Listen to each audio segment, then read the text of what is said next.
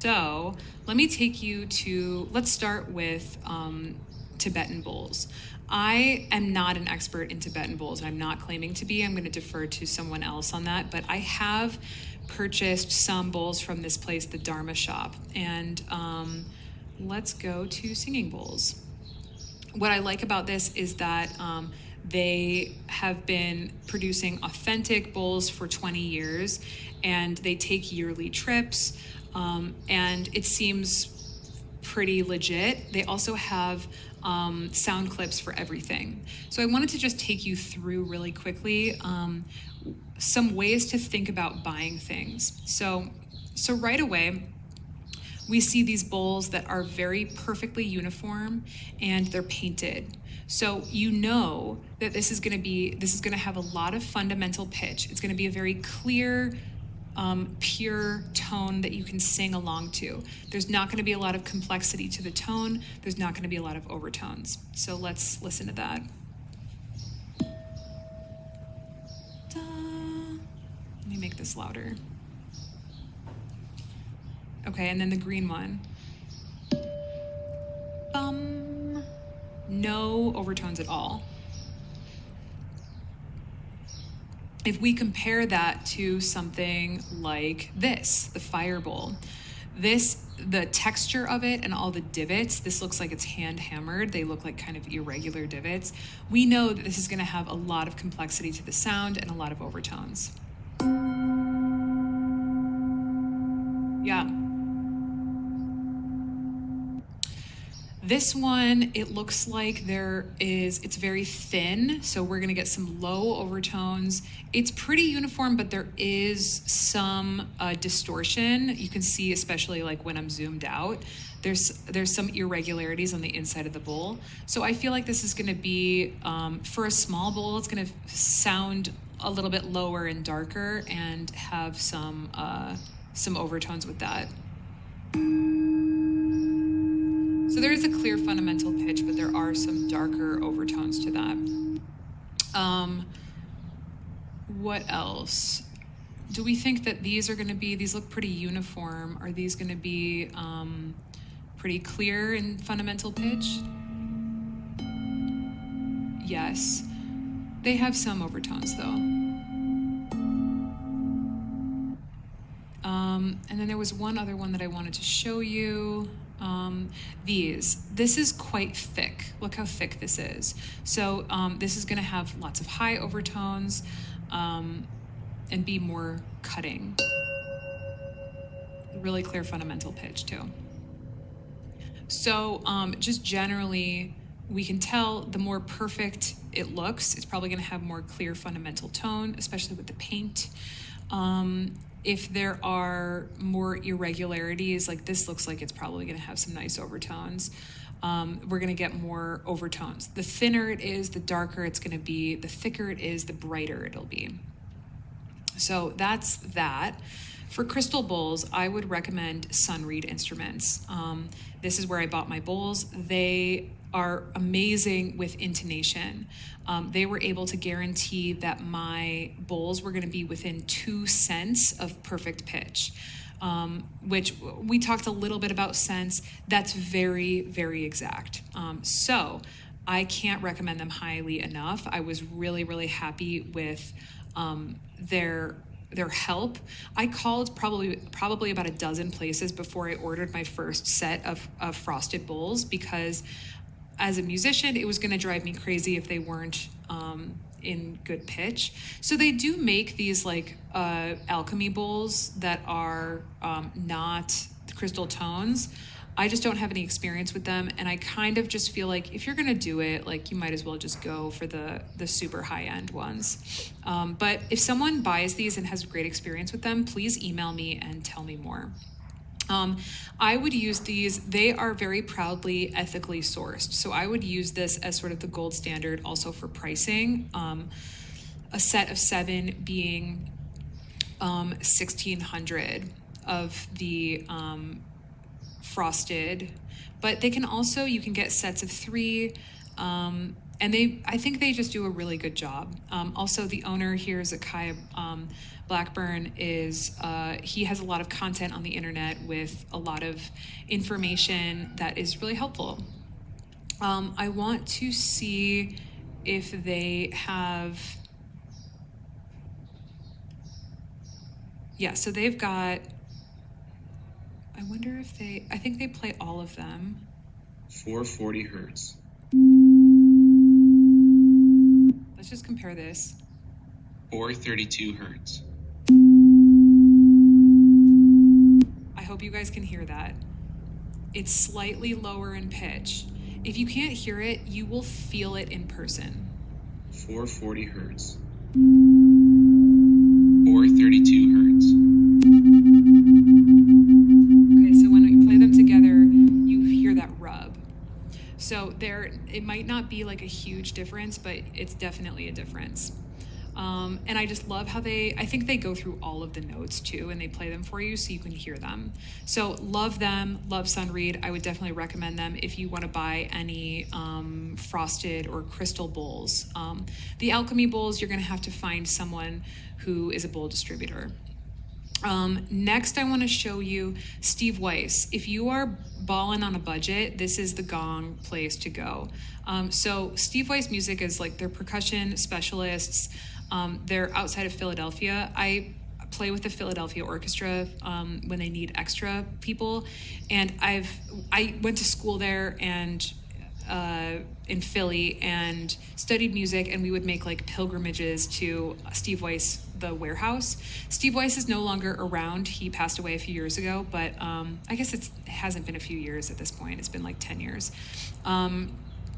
He used to go to China every year and hand select gongs, and I think now it's a whole company, and I'm sure someone goes, but the pricing of these is way below what other people are charging. So a Chow gong at 36 inches, if we compare that to like the Paiste symphonic gong at 36 inches, $2,000, $2,186 to $739. So if you are, the only thing with this is that there's no sound clips.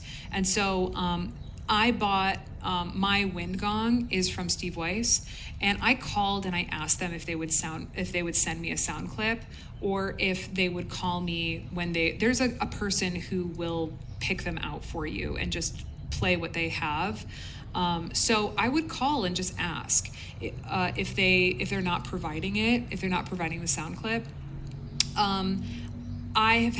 This is where I've been buying all my percussion instruments for the last 20 plus years. And this is also another kind of hack for you guys.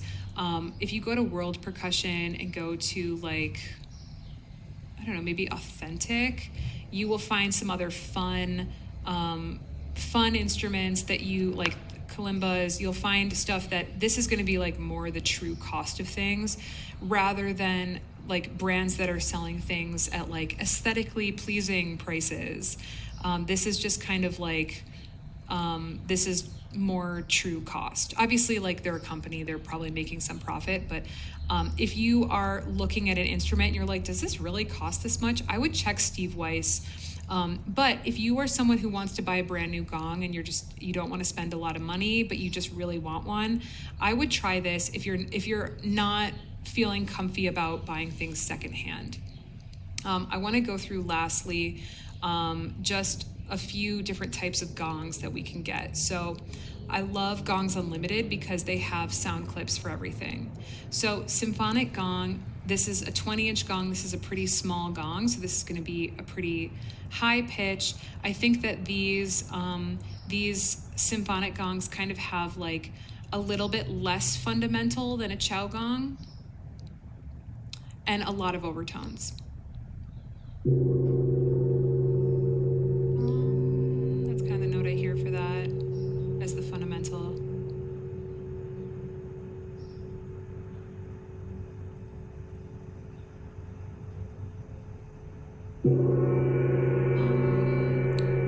Okay, so that was 20 inches. Let's hear what 30 inches sounds like. So it's the same gong, but it's just bigger. So this is what I mean by all other factors being equal. This is just going to be lower.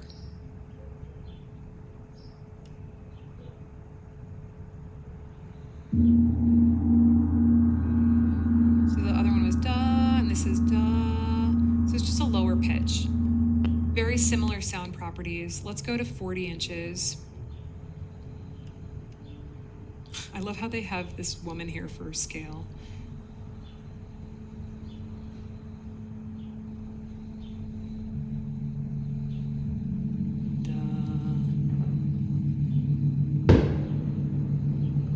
So yeah, the bigger the instrument, the more immersive it's going to be. I wonder if they get louder.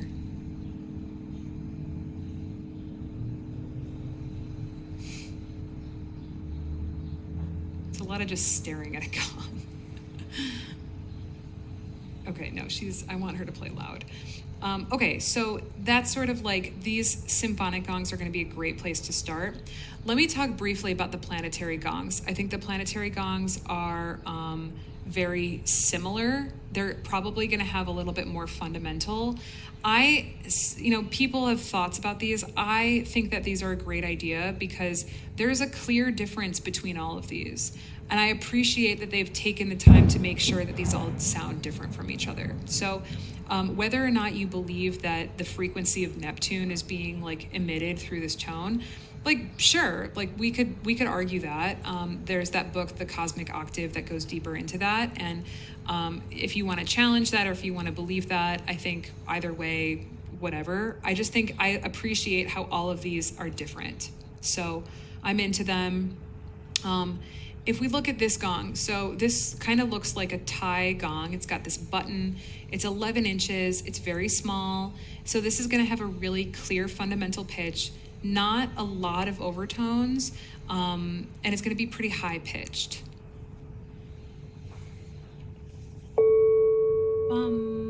I do hear the bum as the overtone.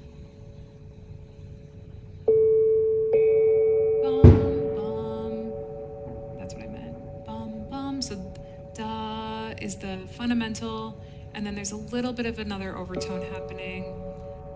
But yeah, just a very clear fundamental pitch.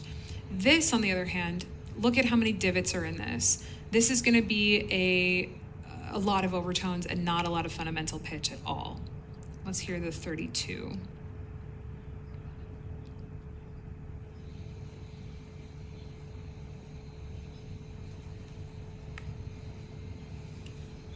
I can't hear this.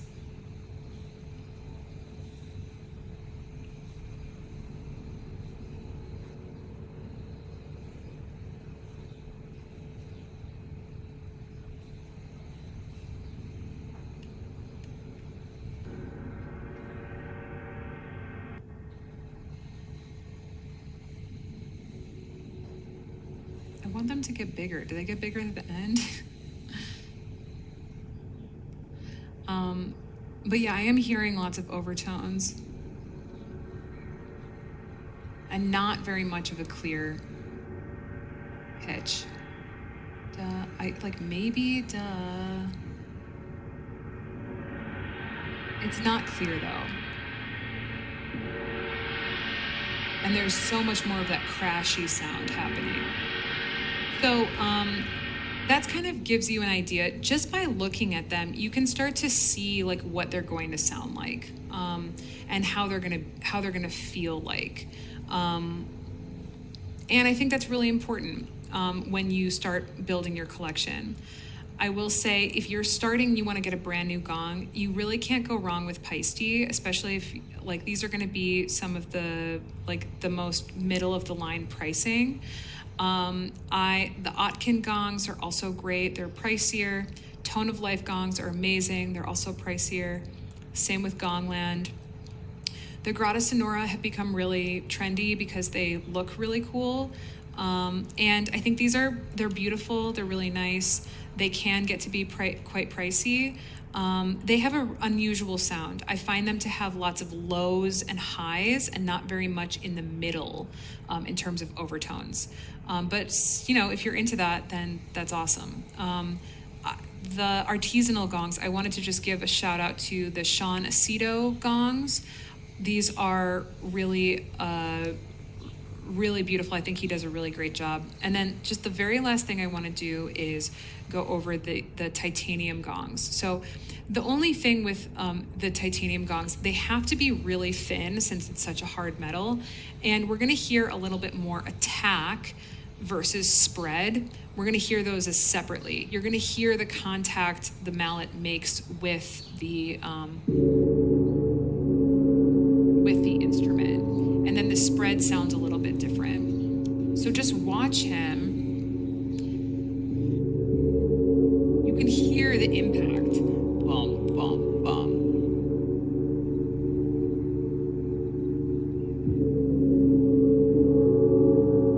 And that has to do with the hardness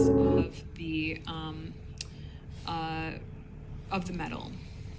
Okay, so that is it for this buying guide workshop. I hope this was helpful for you.